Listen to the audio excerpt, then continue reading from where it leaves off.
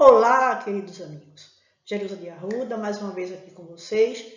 E hoje o que me traz a essa apresentação, a essa aula, é para falar de algo muito importante, né?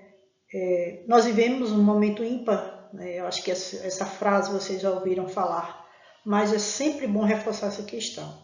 O mundo todo, a sociedade, o Brasil não foge disso, vive num momento de extrema dificuldade, né? A pandemia que completou, ou que vai completar cerca de um ano oficialmente, nos trouxe grandes desafios.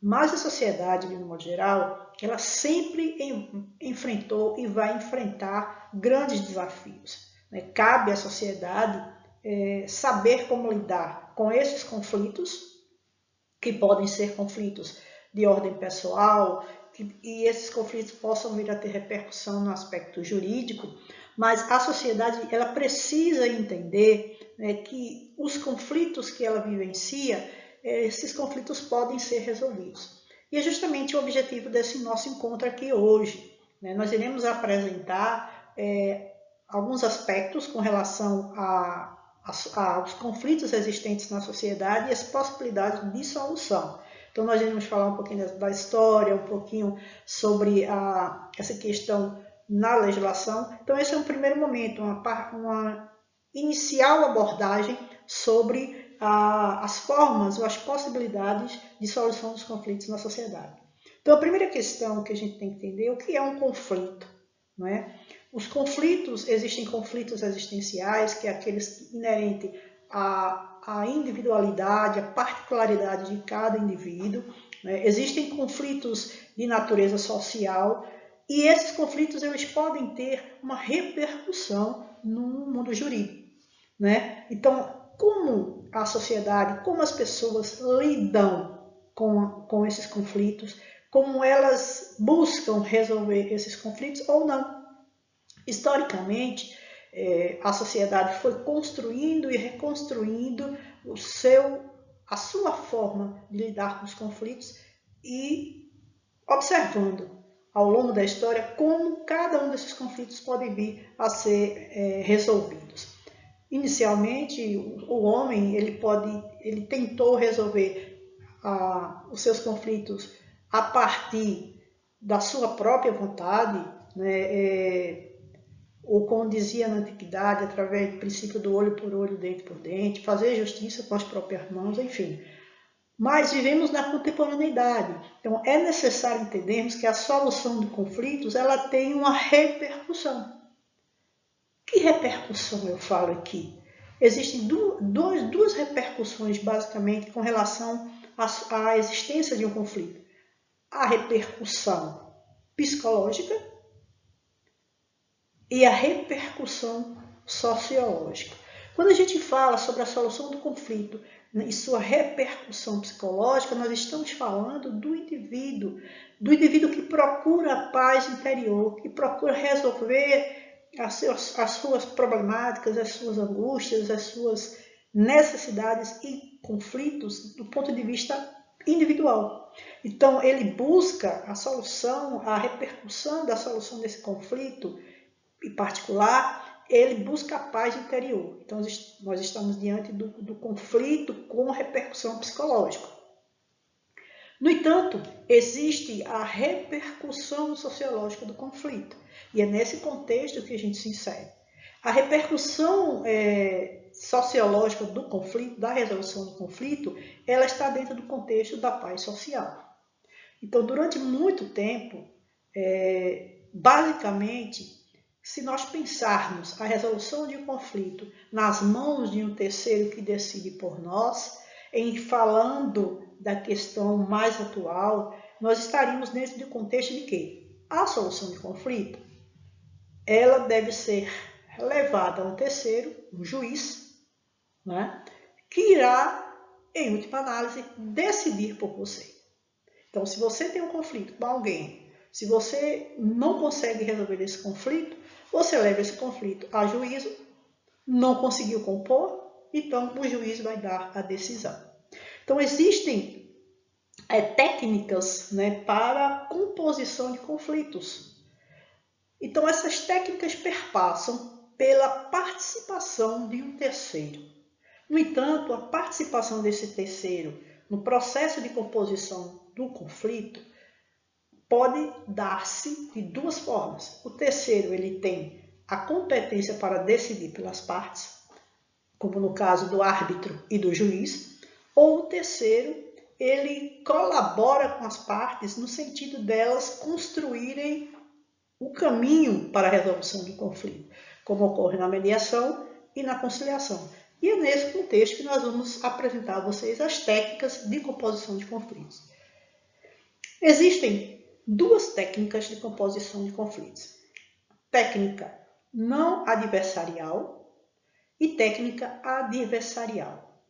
A técnica não adversarial são chamadas de técnicas autocompositivas, ou seja, com a colaboração de uma terceira pessoa. Quais são as formas não adversariais ou autocompositivas para a solução de conflitos? A transação, a conciliação e a mediação. A transação, regra geral, o terceiro ajuda a parte a entender os nuances do conflito, mas na verdade ele não interfere absolutamente nada. O que acontece na transação? As partes vão juntas construir a saída para aquele conflito. Então elas fazem uma transação entre si. A conciliação, há a intervenção de um terceiro, o conciliador. O conciliador colabora no sentido de ajudar as partes a resolver o conflito. Ele tem uma maior autonomia, não é? No sentido de apontar algumas possibilidades de saída para a resolução daquele conflito. Na mediação, né, o mediador ele ajuda no processo de diálogo, ou seja, o mediador ele tem uma autonomia menor do que o conciliador.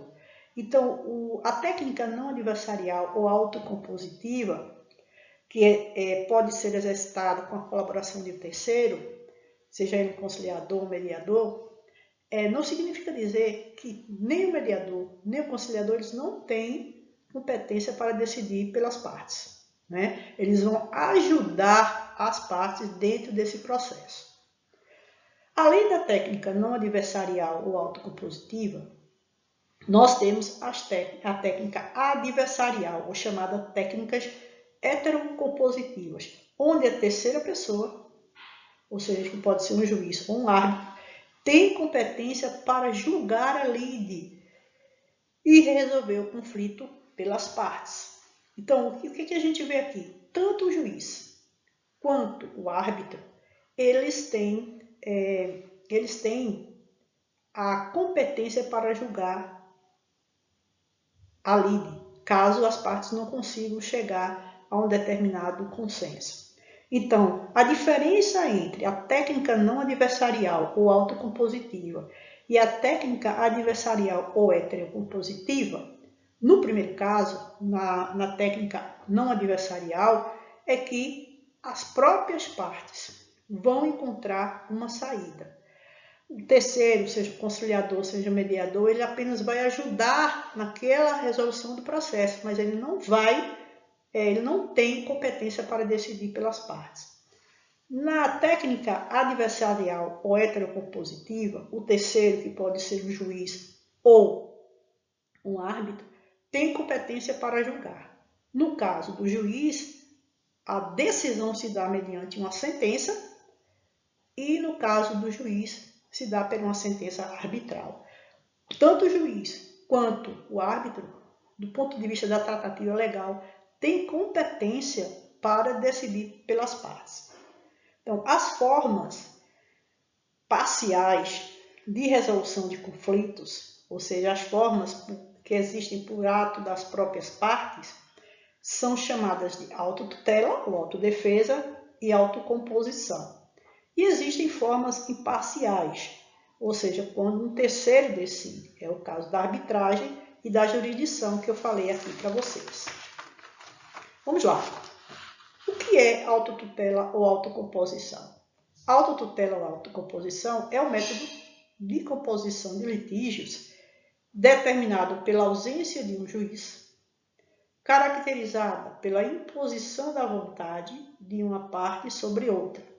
Seria o caso de fazer justiça com as próprias mãos, o que é terminantemente proibido. A legislação, ela coloca algumas exceções, a exemplo da legítima defesa, do exercício regular do direito e do estado de necessidade. A autocomposição, do ponto de vista conceitual, implica em dizer que se trata de uma convenção entre as partes, mediante concessões. Essas concessões podem ser de ordem unilateral, ou seja, apenas uma das partes abre mão de determinada coisa, ou bilateral, quando existem concessões recíprocas. Quais são as formas tradicionais de autocomposição? A renúncia ou a desistência da lide por uma das partes. Quando alguém entra com ação contra outra pessoa, cobrando alguma coisa, e mais à frente ela desiste ou renuncia àquele direito. Então aqui nós estamos diante de uma autocomposição onde houve uma concessão unilateral. A outra forma tradicional de autocomposição é a submissão ou reconhecimento do direito. Ou seja, numa determinada demanda, a parte pode reconhecer que a outra pessoa tem razão. Por exemplo, alguém está cobrando aluguéis, afirmando que a pessoa não paga 3 meses e cobrando determinados juros. Então, a parte pode reconhecer, né, que, de fato, a cobrança é justa. Nesse caso aqui, também houve uma concessão unilateral. Além da renúncia ou desistência, da submissão ou reconhecimento, existe uma terceira forma tradicional, esta bilateral, há concessões recíprocas. Então, é a transação. Então, existem três formas tradicionais de autocomposição: a renúncia ou desistência, submissão ou reconhecimento de direitos e a transação, que são as concessões bilaterais. Formas parciais. As formas parciais de autocomposição são justamente a jurisdição e a arbitragem, que estão dentro do contexto da heterocomposição.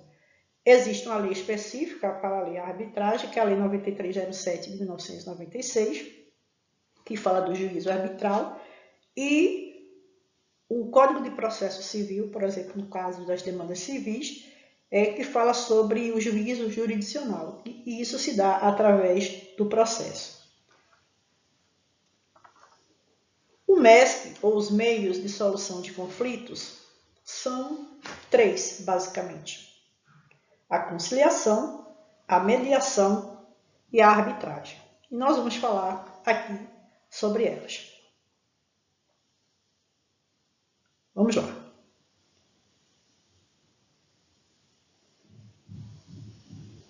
Uma primeira questão é com relação à história da mediação. A história da mediação, ela teve início na década de 70 nos Estados Unidos, e diversos são os meios de atuação.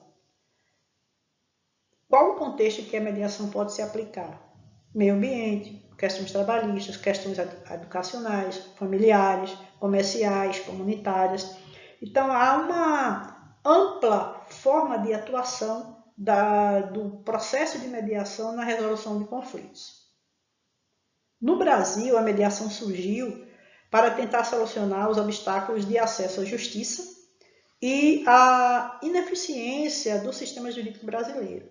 Então, a Constituição Imperial de 1824 já citava relações extrajudiciais, lá nos seus artigos 160 e 161. A Carta Magna cria algumas soluções extrajudiciais para a resolução do conflito. Na Constituição de 1988, temos o artigo 98, inciso 1º e 2º, e o artigo 125 do Código de Processo Civil.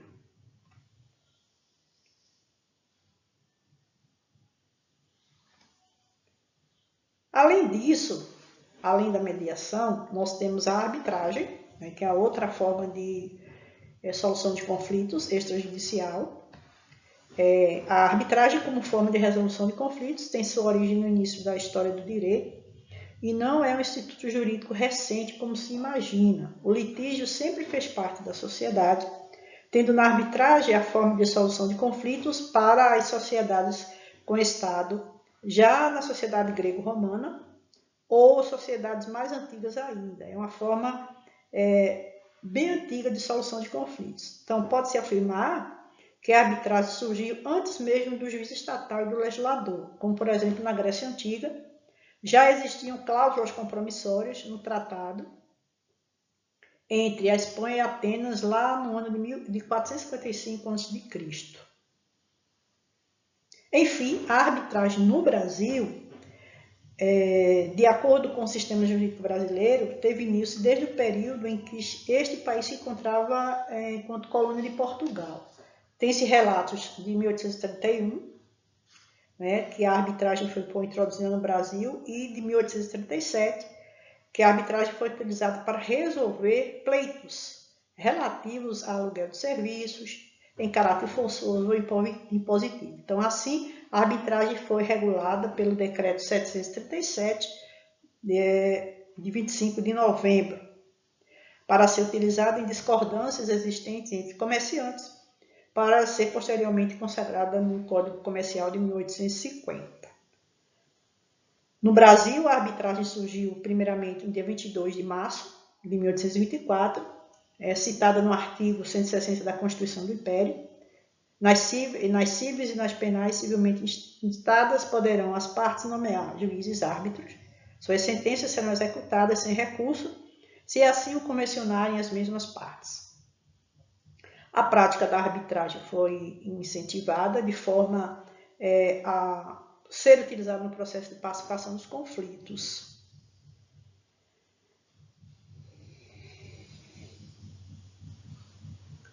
Esta mesma arbitragem foi regularizada pelo Código de Processo Civil em 1939, né, com a cópia do atual Código, o Código também de 1973, e a Lei de 1996, Lei 9307, chamada Lei Marco Maciel. Sendo assim, a arbitragem está regulada na Lei 9307 de 1996, publicada no Diário Oficial da União no dia 29 de setembro do mesmo ano. Então, a mediação e conciliação como formas alternativas de resolução de conflitos. Então, não raro, temos que observar que as decisões judiciais se mostram insuficientes para resolver os litígios.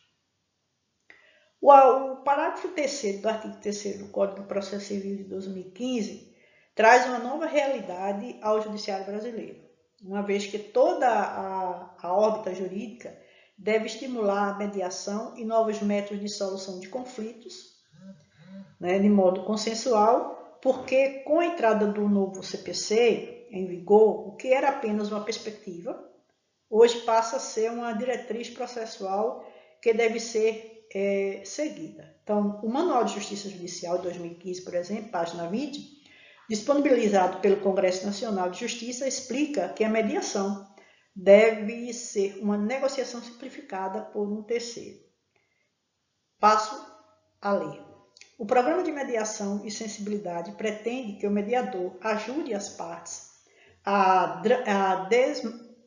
desdramatizar os seus conflitos, que os transformem para que só restem os sentimentos que acrescentem algo de bom à vitalidade interior.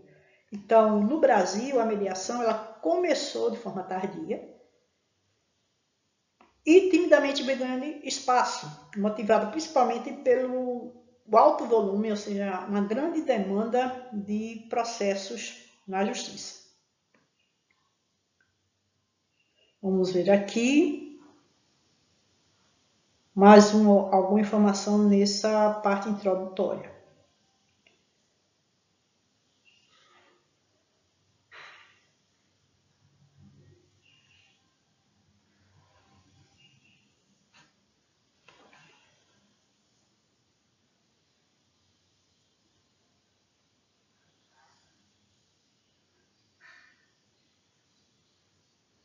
No caso da arbitragem, por não depender de homologação judicial, a sentença arbitral, por exemplo, diz o seguinte: por si só, produz entre as partes e seus sucessores os mesmos efeitos da sentença proferida pelos órgãos do Poder Judiciário. Então, a sentença arbitral, prevista no artigo 31 da Lei de Arbitragem de 1996, ela tem força de sentença.